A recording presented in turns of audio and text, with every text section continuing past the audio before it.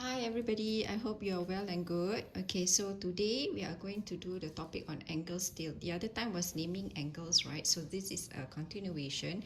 Now there's two parts to this lesson. The first part is on measuring angle, and the next part is how to draw the angles. All right, so now before we can even measure the angles, we need to know what is the proper instrument or what is the proper tools that you need to in order to measure angles. Like for example, if I tell you the topic on length, what do you need to use, to measure a line, a straight line, for example? Then your answer will be a ruler, right? So because it's straight and you can measure because there's markings, right? Okay, then if I ask you what's the instrument you use to measure mass, then your answer will be a weighing scale, right? So in this case, we're doing angles, so we need to know, can we actually use ruler to measure our angle? The answer would definitely mean would mean no, right? Because you need a special kind of tool, and that is, okay, I will introduce to you. This is the first time you're using, okay? It's called a protractor, okay? Right, so this is my protractor. First of all, I need to introduce to you, okay, all the different, as you can see, there's a lot of numbers around and lines, right? So you need to know what does each number refers to and what is the line representing, okay? So let's go through each and every one of the lines and the numbers so that it will be easier for you to read the protractor later on. Okay, now first of all, you need to, okay, if you have your protractor with you, right, can you take out your protractor so you can do this together with me? Okay, first of all, when you are doing angles, to measure angles, right, you need to know where is your center marking of the protractor. Okay, right, so that's your center marking. So if you're holding on to your protractor, all right, can you point to me where is your center marking for your protractor? Okay, you can see that there is this little line here, right? Inside the semicircle, that is your center line. So if I show you my protractor, all right, can you see this line here? There, yeah, that is my center marking. It's important to mark that center marking because you are going to put the protractor on the vertex using this protractor later. So you must know where is your center marking. Okay, so that's the center marking. Now for length, you measure using milliliters and centimeters, right? For angles, a special kind of metric unit that you use, okay, it's called the degree. Yeah, it's called the degree. So the degree is written out as a tiny little zero there on top. Okay, so when you write the angle, right, so for example, you have a 90 degrees. So you have a 90 degrees, so you will write it as 90, and your degree will be on top like that. Don't write it too big because otherwise it will look like a zero, right? So it has to be a tiny marking there on top. All right, for if the angle is 75, for example, so it's 75 and with the little degree on top. Okay, so that's how you write a degree. Now it's the same as when you are doing centimeter, right? You're counting or you're measuring using 1 cm, 2 cm, 3 cm and things like that. Same thing as the protractor. It has 1 degree. Each marking is represented by 1 degree. Now can you see that there is a zero marking there? So that means from here, all right, you start to measure the angle from the zero marking. You don't start from the top. Okay, you don't start at 90, or you don't start from 180, for example, or even in the center like 110. You start from 0. Okay, can you see the zero marking there? Okay, always remember, like your ruler, you start with 0, right? So for degree, it's also the same. For a protractor, you always start from the 0 marking. Now, but one thing different about the ruler is your 0 starts in front, and then it ends with 15 centimeter or 30 centimeter, right? Okay, for a protractor, as you can see here, this is what we call the, all right, we have the outer scale. Now, focus on the outer scale. The outer scale is green in color from the book, okay, but we don't have, ours is just same color, right? But just to explain to you, okay, the outer scale is the one that is right outside. Okay, always check for the zero marking. So your outer scale starts from here, that's 0. And then you can see the next little line besides the 0 will be your 1. So you count as 1 degree, 2 degree, all the way till 90. All right, and then 91, 92, then all the way to 180 degrees. Okay, now that's the outer scale. Now check out the inner scale. Can you see the inner scale that is in blue in color, right? So that one, as you can see, where is the 0 degree? It doesn't start from this side.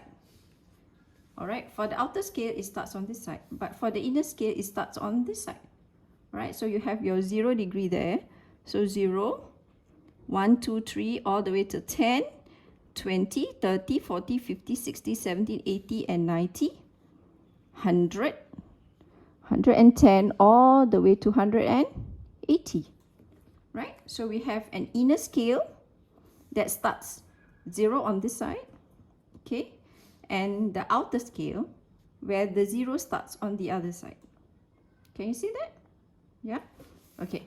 Then we have one last line which is very important. It's called the baseline. This baseline is very, very important because you need this baseline to put this protractor on top of the line when you are measuring, when you are going to measure an angle. Okay? Right. Let's take a look at some example, then maybe you will understand better. Okay? Right. Okay, let's take a look at this angle over on this side. All right, just focus on this, okay, angle given. All right, let's go back to that topic on naming angles, okay? All right, how do you name your angle? Where is your angle that you're going to measure? Can somebody tell me?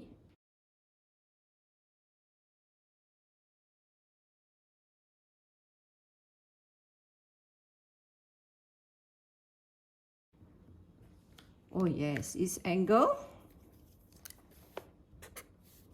D, E,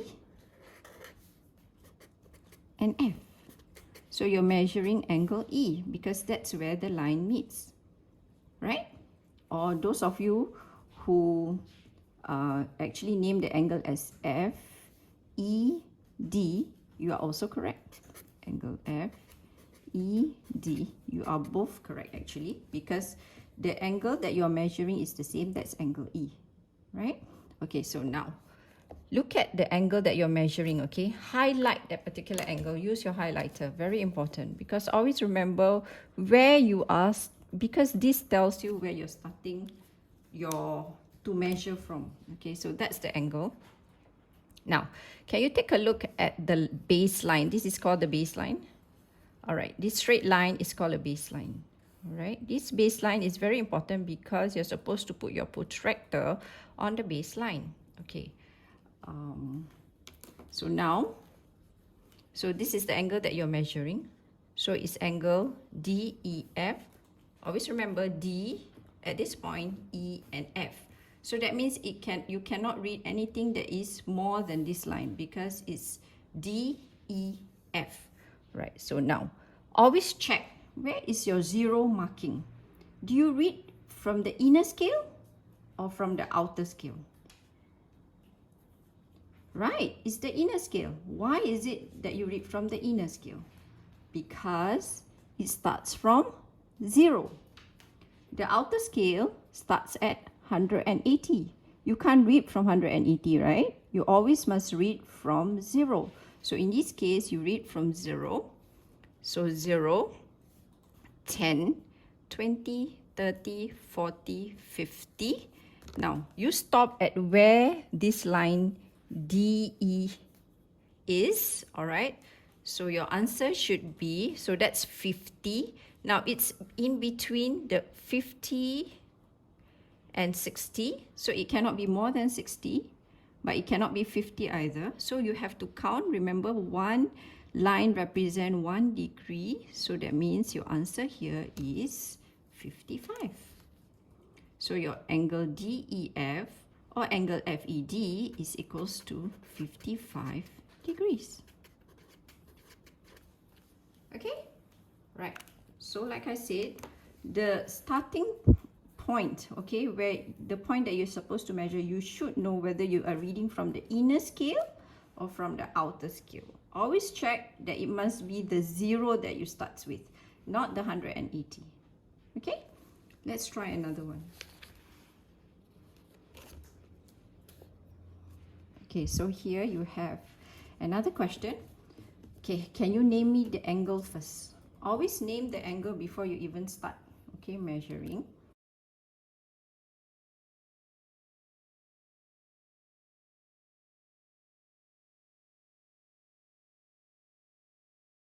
Okay, right, your angle is here, right? Angle K. So highlight angle K because that's the angle that you're supposed to measure. So that's the angle.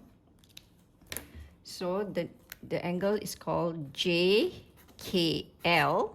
or those of you who actually name it LKJ, you are also correct because you are actually measuring angle K. Right, excellent. So now let's go back. Okay, check whether the baseline, okay, is straight. Now your protractor's baseline must be on line with the angle that you're measuring. Now check out. Is JKL. This is the angle.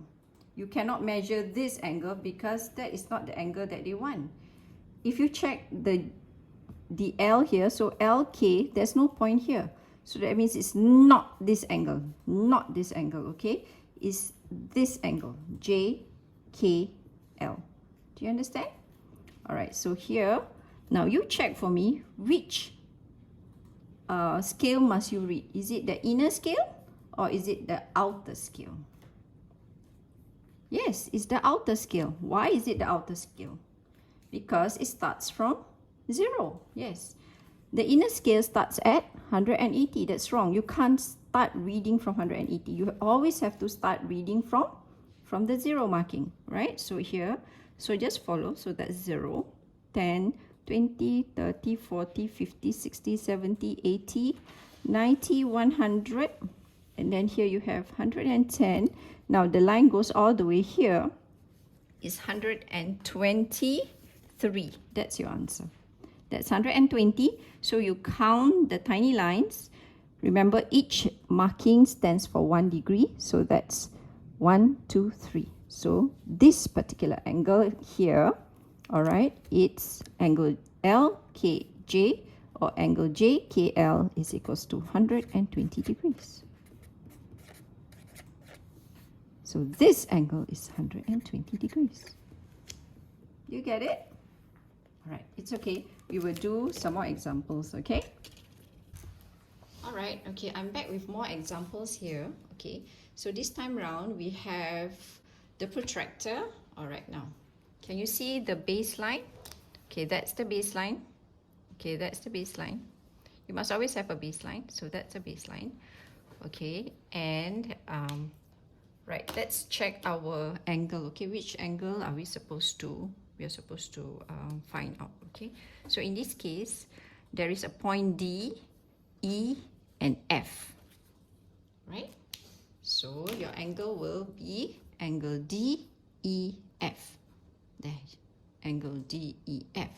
Then those of you who say, can we name it angle FED? Yes, sure. As long as you know your E is in the center, because that's the angle that you are measuring. Okay, right, so now let's go on to, all right, on this side, right? Okay, we take a look. This is 0. Do we read from F? No, we don't, because it doesn't start from 0. There's no 0 marking at all here. And then do we start from D? Yes, we do, but then which scale do we take? Is it the inner scale or the outer scale? Right, it's the outer scale, right? Because the outer scale has the 0 marking there. Okay, right, so here we continue reading. So that's 0, 10, 20. Okay, I will highlight as we go on. So 0, so that's 10, 20, 30, 40, 50, 60, 70. Where do I stop? All the way here, okay? Because that's the line. Okay, so 80, 90, that's your right angle. 100, 110, 120, 130. Then we have, okay, so now we stop for a little bit. Now, this is 130, but it has not reached 140 yet, but it's somewhere in between. So you need to read the fine marking there. All right, so that's 130. So that center part here will be 135.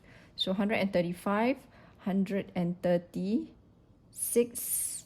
All right, so your answer should be 137. Okay, do you get the same? 137, 137 degrees. Remember to write your degrees down.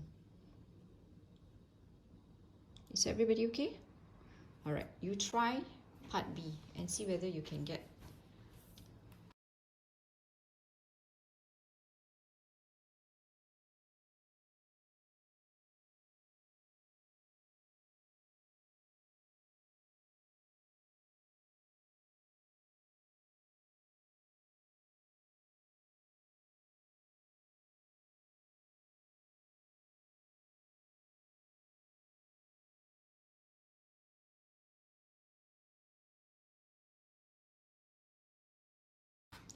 Okay, which angle am I looking at?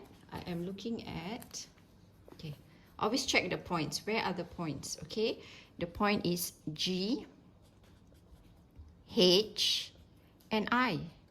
Is there any point here? There's no point, so that means there's no angle on this side. They want you to find the angle on this side because there's 3 points on this side, right? So the angle that you're looking at is G, H, I. Or you can also tell me it's I, H, G. Okay? So I will write that down as well for those who wants to name it as I, H, and G. Okay? Right, so that's the angle that you're looking at. So now let's look at our markings. Okay, so we have here the outer markings, outer scale that has a reading of 180. Do you start with 180? No, you start with 0. Do you start at I? No, again, because it doesn't start with 0. So never starts with anything that is, unless it's 0, right? So in this case, that's 0. So this is your inner scale, okay? So that's 0, 10, 20, 30. Now, has it reached 40 yet? Not yet. Okay, so that means it's somewhere between 30 and 40. So you need to read that marking very, very carefully. All right, so that will be a 35. So 36, 37, 38. So your answer will be 38 degrees. Is it okay, everybody? Because it has not reached 40 yet, right? But, okay, here is 30. So that will be 35, 36, 37, and that's 38. Is everybody okay? All right. How do you check actually whether your answer is somewhat correct? Okay, you take a look at this tiny angle here. Can it be more than 90 degrees? If your answer is more than 90 degrees, then obviously your answer will be wrong, right? Because this angle is just a small angle. It's called the acute angle. Right, let's take a look at the last example.